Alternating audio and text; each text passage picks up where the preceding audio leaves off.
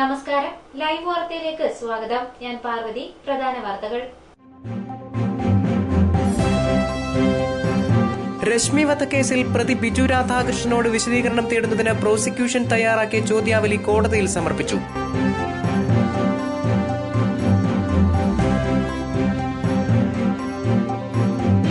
ലത്തീൻ കത്തോലിക്ക സമുദായത്തോട് സർക്കാരിനുള്ളത് ആദരവെന്ന മന്ത്രി തിരുവഞ്ചൂർ രാധാകൃഷ്ണൻ. സമുദായത്തിന്റെ ആവശ്യങ്ങൾ അനുഭാവപൂർവ്വം പരിഗണിക്കും.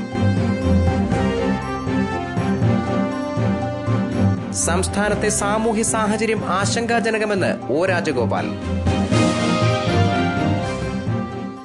വാർത്തകൾ വിശദമായി. രശ്മി വധക്കേസിൽ പ്രതി ബിജു രാധാകൃഷ്ണനോട് വിശദീകരണം തേടുന്നതിനായി പ്രോസിക്യൂഷൻ തയ്യാറാക്കിയ ചോദ്യാവലി കോടതിയിൽ സമർപ്പിച്ചു. ഇതിന്റെ പകർപ്പ് കോടതി പ്രതിഭാഗം അഭിഭാഷകന് നൽകിയിട്ടുണ്ട്.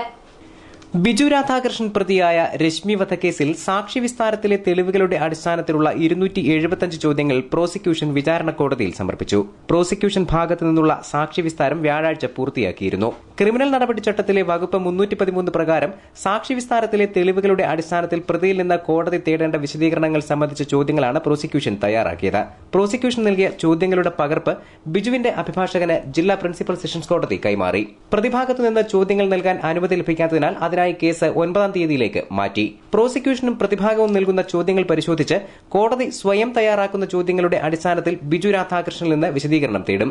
കോടതി വിസ്തരിച്ച 43 പ്രോസിക്യൂഷൻ സാക്ഷികളുടെയും ഹാജരാക്കിയ 59 രേഖകളുടെയും അടിസ്ഥാനത്തിൽ 82 പേജുള്ള ചോദ്യാവലിയാണ് പ്രോസിക്യൂഷൻ തയ്യാറാക്കിയിരിക്കുന്നത്.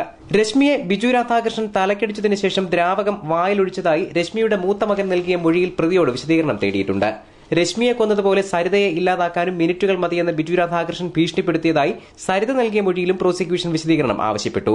രശ്മിയുടെ പിതാവ് പരമേശ്വരൻ പിള്ള, സഹോദരി രേഖ, ബിജുവിന്റെ അയൽവാസികൾ, ഫോറൻസിക് പോളിഗ്രാഫ് മെഡിക്കൽ വിദഗ്ധർ എന്നിവരുടെ മൊഴികൾ അടിസ്ഥാനമാക്കിയുള്ള ചോദ്യങ്ങളുമുണ്ട്.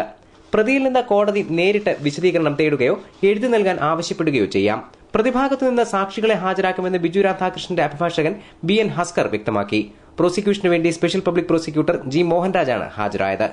News bureau, Kottarakkara. ലത്തീൻ കത്തോലിക്ക സമുദായത്തോട് സർക്കാരിന് ആദരവാണുള്ളതെന്ന് മന്ത്രി തിരുവഞ്ചൂർ രാധാകൃഷ്ണൻ. പുനലൂർ രൂപത ലത്തീൻ കത്തോലിക്ക അസോസിയേഷൻ സംഘടിപ്പിച്ച സമുദായ സംഗമം ഉദ്ഘാടനം ചെയ്യുകയായിരുന്നു അദ്ദേഹം. ശനിയാഴ്ച വൈകിട്ട് പുനലൂർ TB ജംഗ്ഷനിൽ നിന്ന് 100 കണക്കിന് ആളുകൾ പങ്കെടുത്ത റാലിയോടെയാണ് സമുദായ സംഗമത്തിന് തുടക്കമായത്.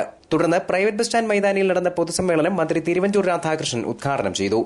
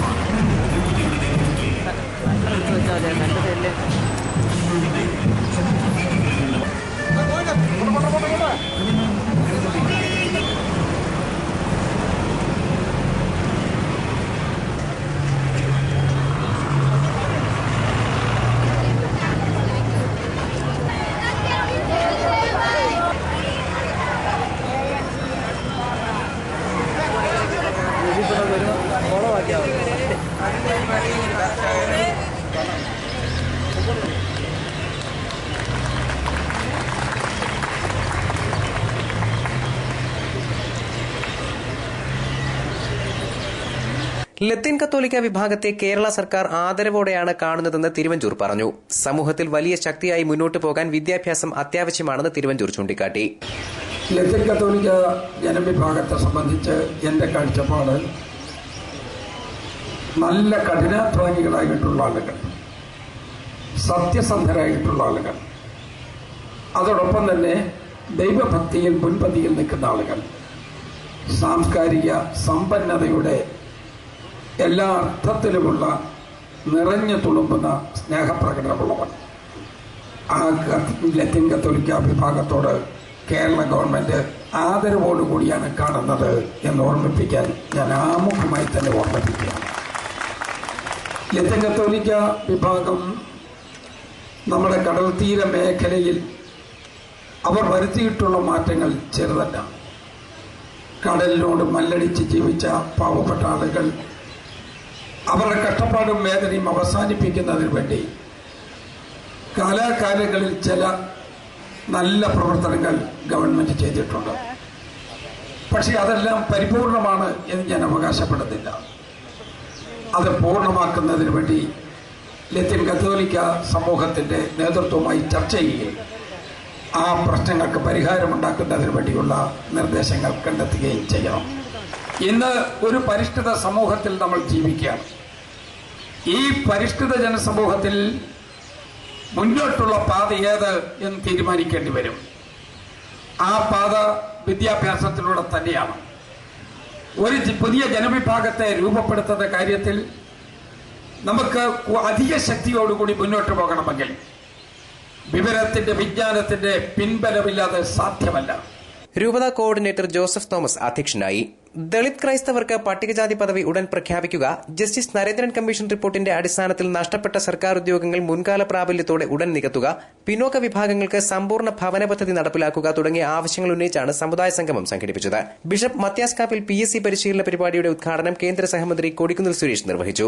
തിരുവനന്തപുരം അതിരൂപത archbishop reverend doctor Soosa Pakiam, Punalur രൂപത മെത്രാൻ reverend doctor Selvister Ponnumuthan, Kollam MP N Peethambarakurup, Punalur രൂപത വികാരി general Martin P Fernandez, KLCA സംസ്ഥാന ജനറൽ സെക്രട്ടറി നെൽസൺ കൊയ്യേരി, പുനലൂർ നഗരസഭ ചെയർപേഴ്സൺ ഗ്രേസി ജോൺ തുടങ്ങിയവർ പങ്കെടുത്തു. News bureau, Punalur. പുനലൂർ ശ്രീരാമപുരം മാർക്കറ്റിലെ അറവുശാല അടച്ചുപൂട്ടാൻ നഗരസഭ കടയുടമകൾക്ക് നിർദ്ദേശം നൽകി. ഹൈക്കോടതി ഉത്തരവിനെ തുടർന്നാണ് നടപടി. അതേസമയം കടകൾ തുടർന്നും പ്രവർത്തിക്കുമെന്ന് വ്യാപാരികൾ പറഞ്ഞു.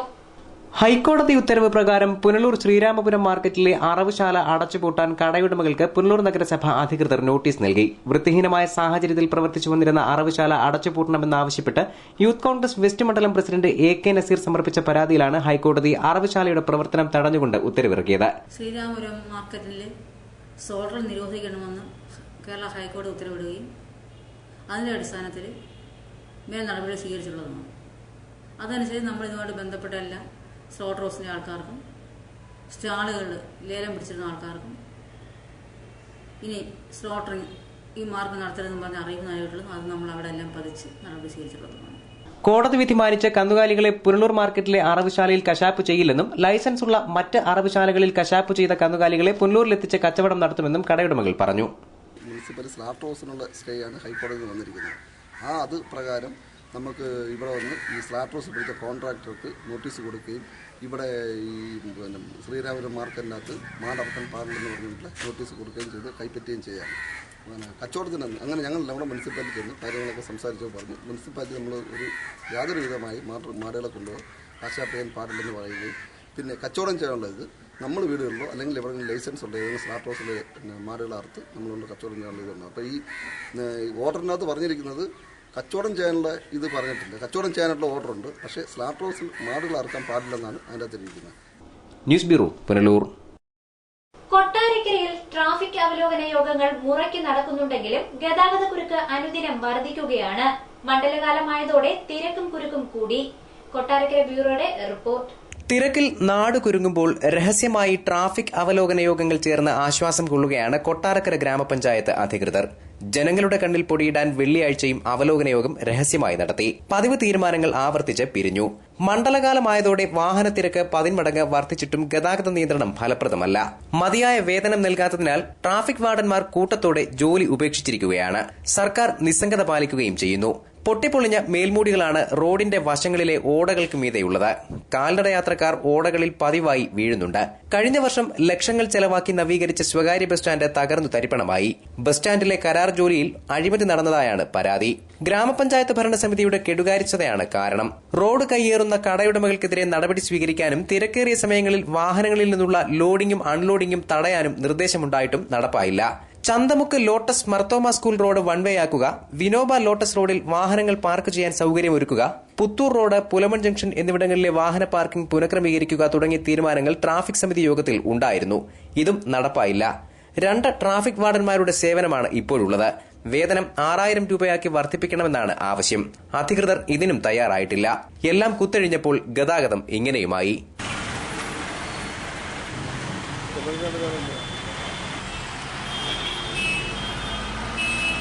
News bureau, Kottarakkara. സംസ്ഥാനത്തെ സാമൂഹ്യ സാഹചര്യം ആശങ്കാജനകമാണെന്ന് BJPയുടെ മുതിർന്ന നേതാവ് O രാജഗോപാൽ പറഞ്ഞു. പത്തനാപുരം ഗാന്ധിഭവനിൽ സംഘടിപ്പിച്ച ജീവകാരുണ്യ സംഗമം ഉദ്ഘാടനം ചെയ്യുകയായിരുന്നു അദ്ദേഹം. തിന്മകൾ വർദ്ധിക്കുന്നതും സദാചാര മൂല്യങ്ങൾ തകരുന്നതുമായ സാമൂഹ്യ സാഹചര്യത്തിൽ സാംസ്കാരിക കേരളം ആശങ്കാജനകമായ സാഹചര്യത്തിലൂടെയാണ് കടന്നുപോകുന്നതെന്ന് മുൻ കേന്ദ്രമന്ത്രിയും ബിജെപിയുടെ മുതിർന്ന നേതാവുമായ ഒ രാജഗോപാൽ പറഞ്ഞു. സംസ്ഥാനത്തിന്റെ പോക്ക് ഏറ്റവും ഗുരുതരമായ അവസ്ഥയിലാണെന്ന യാഥാർത്ഥ്യമാണ് അനുദിനം മാധ്യമങ്ങളിലൂടെ വ്യക്തമായിക്കൊണ്ടിരിക്കുന്നത്. മാധ്യമങ്ങളിൽ വരുന്ന വാർത്തകൾ ആശങ്കയോടെയാണ് വായിക്കുന്നതെന്നും ഒ രാജഗോപാൽ പറഞ്ഞു. ഈശ്വരനോടുള്ള കടമ എന്താണ്?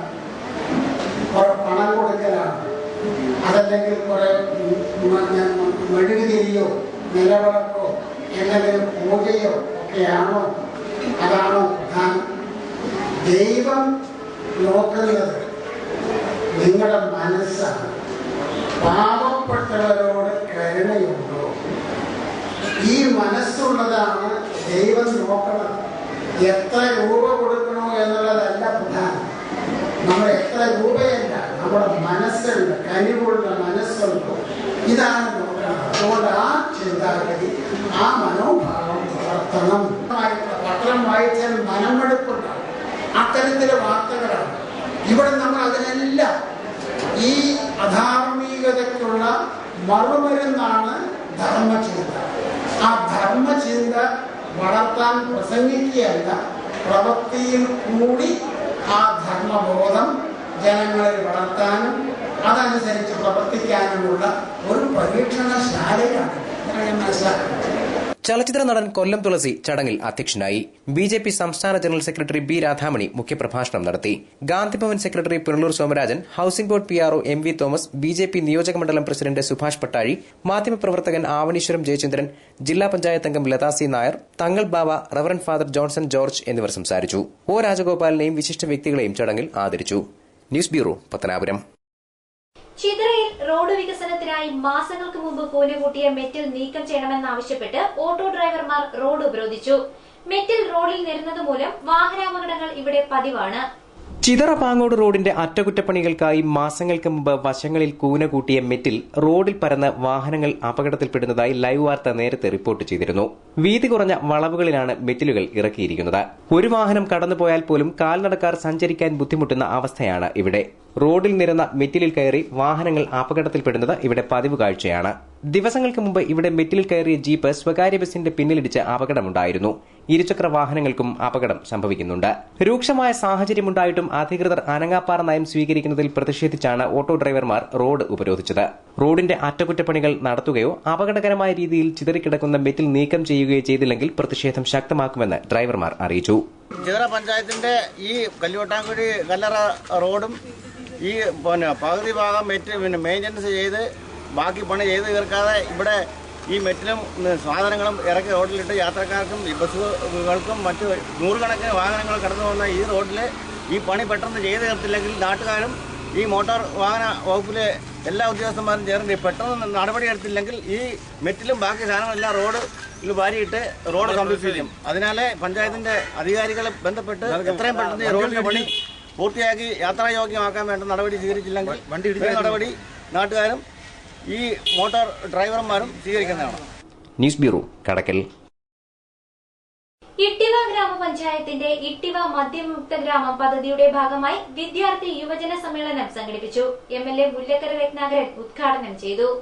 ഇട്ടിവ ഗ്രാമപഞ്ചായത്ത് ഏറ്റെടുത്ത മദ്യവിമുക്ത ഗ്രാമം പദ്ധതി എന്ന ആശയത്തിന് യുവജന സംഘടനകൾ പിന്തുണ നൽകണമെന്നും സംസ്ഥാന തലത്തിൽ ഈ ആശയം പ്രചരിപ്പിക്കുന്നതിനും നടപ്പാക്കുന്നതിനും യുവജന സംഘടനകൾ തയ്യാറാകണമെന്നും മുല്ലക്കര പറഞ്ഞു. സംസ്ഥാനത്ത് ഈ കർമ്മ പദ്ധതിയിൽ സഹായിക്കാവുന്ന ഒരു അഡ്വൈസറി ടീമുണ്ട്. അതിൽ ക്രിസോസ്റ്റം തിരുവേനിയുണ്ട്, സൂസവാക്യം തിരുവേനിയുണ്ട്, പിന്നെ സന്ദീപാനന്ദഗിരിയുണ്ട്, സുഗതകുമാരി ടീച്ചറുണ്ട്, നോവലിസ്റ്റ് സി രാധാകൃഷ്ണനുണ്ട്, ONV കുറുപ്പ് സാറുണ്ട്. ഇങ്ങനെ ചേർന്ന ഇതിനൊരു അഡ്വൈസറി ബോർഡുണ്ട്. മെഡിക്കൽ കോളേജിലെ ചില ഡോക്ടർമാരെല്ലാം ഇതിന്റെ നേരിടുന്ന മാനസിക പ്രശ്നങ്ങളെ ഒരു സൈക്കോളജിക്കൽ അപ്രോച്ച്, കൗൺസിലിംഗ് സെന്റേഴ്സ്, അതിലൊക്കെ അവർ സഹായിക്കാമെന്നും ധാരാളമായി പറഞ്ഞിട്ടുണ്ട്. കേരളത്തിലെ ഗവൺമെന്റ് ഈ യുവജന വിദ്യാർത്ഥി സമ്മേളനവും രാഷ്ട്രീയ സമ്മേളനവും വനിതാ സമ്മേളനവും കഴിഞ്ഞതിന് ശേഷം ഞങ്ങൾ ഇംപ്ലിമെന്റിംഗ് സ്റ്റേജിലേക്ക് എത്തുന്നതിന് മുമ്പ് ബന്ധപ്പെട്ട ഡിപ്പാർട്ട്മെന്റുകൾക്കെല്ലാം പ്രോജക്റ്റ് കൊടുക്കാൻ തീരുമാനിച്ചിട്ടുണ്ട്. 3 തരത്തിലുള്ള ഇംപ്ലിമെന്റിംഗ് സ്റ്റേജാണ് ഇവിടെ ഉള്ളത്. ഒന്ന് പഞ്ചായത്ത് തലത്തിൽ ഇതിന് ഓർഗനൈസ് ചെയ്യുന്ന ഒരു കമ്മിറ്റി ഉണ്ട്. അതാണ് മുഖ്യമായി ഇത് മോണിറ്റർ ചെയ്യുന്നത്. ആ കമ്മിറ്റിക്ക് താഴെ ഒരു വാർഡിലെ എല്ലാ കുടുംബങ്ങളെയും വിളിച്ചുകൂട്ടി അതിവിടെ പഞ്ചായത്ത് തന്നെ തീരുമാനിച്ചിട്ടുണ്ട്. അത് സ്പെഷ്യൽ ഗ്രാമസഭയായി, ഈ മദ്യമുക്ത ഗ്രാമത്തിന് വേണ്ടിയുള്ള സ്പെഷ്യൽ ഗ്രാമസഭയായി വിളിച്ചുകൂട്ടി ആ സ്പെഷ്യൽ ഗ്രാമസഭയിൽ എല്ലാ സാംസ്കാരിക, രാഷ്ട്രീയ, സാമൂഹ്യ, പൗര പ്രാതിനിധ്യവും പ്രതിഫലിപ്പിക്കുന്ന തരത്തിൽ ആ വാർഡിൽ 21 പേരിൽ കൂടാത്ത ഒരു വാർഡ് തല കമ്മിറ്റി ഉണ്ടാവും. ജനങ്ങളുടെ മദ്യപാന രീതികളെയും അത് വ്യക്തിയിലും സമൂഹത്തിലും ഉണ്ടാക്കുന്ന പ്രത്യാഘാതങ്ങളെയും സമഗ്രമായി വിലയിരുത്തി വ്യത്യസ്ത തലങ്ങളിൽ പ്രവർത്തനങ്ങൾ സംഘടിപ്പിക്കുന്നതിന്റെ ഭാഗമായാണ് വിദ്യാർത്ഥി യുവജന സമ്മേളനം സംഘടിപ്പിച്ചത്. ഗ്രാമപഞ്ചായത്ത് പ്രസിഡന്റ് എസ് അരുണാദേവി അധ്യക്ഷയായി. Block panchayat president professor B Sivadasan Nair മുഖ്യപ്രഭാഷണം നടത്തി. യൂത്ത് കോൺഗ്രസ് നേതാവും സംഘാടക സമിതി കൺവീനറുമായ VT സിബി സ്വാഗതം പറഞ്ഞു. DYFI സംസ്ഥാന കമ്മിറ്റി അംഗം R രാജേഷ്, യൂത്ത് കോൺഗ്രസ് സംസ്ഥാന സെക്രട്ടറി നുസൂർ, AIYF മണ്ഡലം സെക്രട്ടറി B അഭിലാഷ്, യുവമോർച്ച മണ്ഡലം കാര്യവാഹക് അനൂപ് തപസ്യ, ഗ്രാമപഞ്ചായത്ത് vice president Naushad, block panchayat standing committee chairman T Thomas തുടങ്ങിയവർ സംസാരിച്ചു. News bureau, Anchal. ചിതറയിൽ സംസ്ഥാന പാതയോരത്ത് അപകട ഭീഷണി ഉയർത്തുന്ന പാഴ്മരങ്ങൾ മുറിച്ചു നീക്കാനുള്ള സർക്കാർ ഉത്തരവ് ഇനിയും നടപ്പായിട്ടില്ല. ഇതോടെ നാട്ടുകാർ പ്രതിഷേധം ശക്തമാക്കി.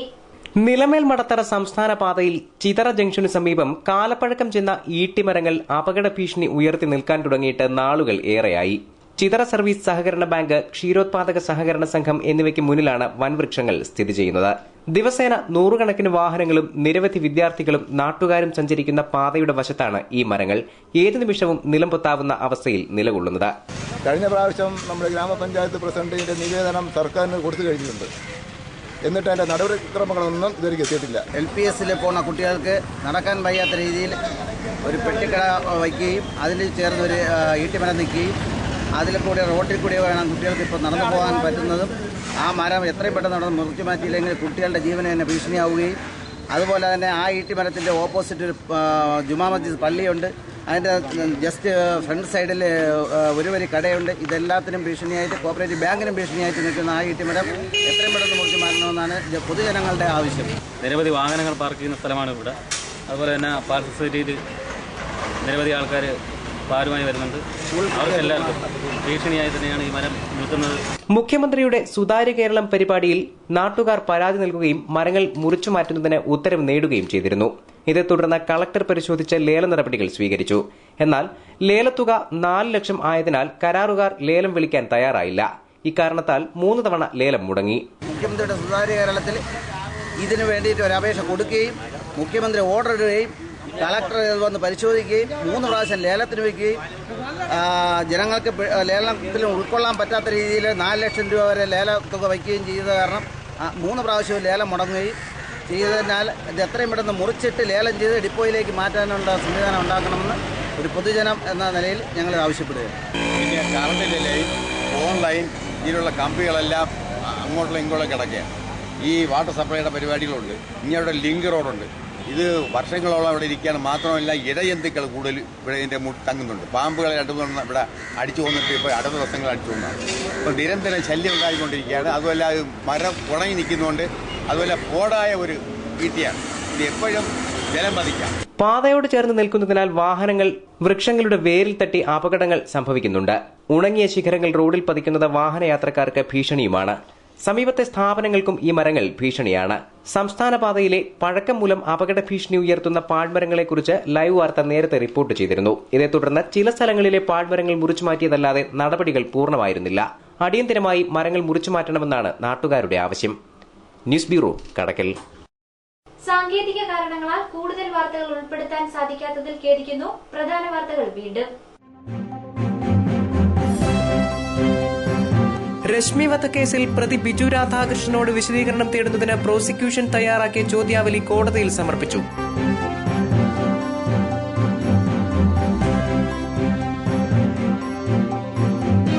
ലത്തീൻ കത്തോലിക്ക സമുദായത്തോട് സർക്കാരിനുള്ളത് ആദരവെന്ന മന്ത്രി തിരുവഞ്ചൂർ രാധാകൃഷ്ണൻ. സമുദായത്തിന്റെ ആവശ്യങ്ങൾ അനുഭാവപൂർവ്വം പരിഗണിക്കും. സംസ്ഥാനത്തെ സാമൂഹ്യ സാഹചര്യം ആശങ്കാജനകമെന്ന് ഒ രാജഗോപാൽ. വാർത്തകൾ സമാപിക്കുന്നു. കൂടുതൽ വാർത്തകൾക്കും ദൃശ്യങ്ങൾക്കും www.livevarta.com സന്ദർശിക്കുക. നമസ്കാരം.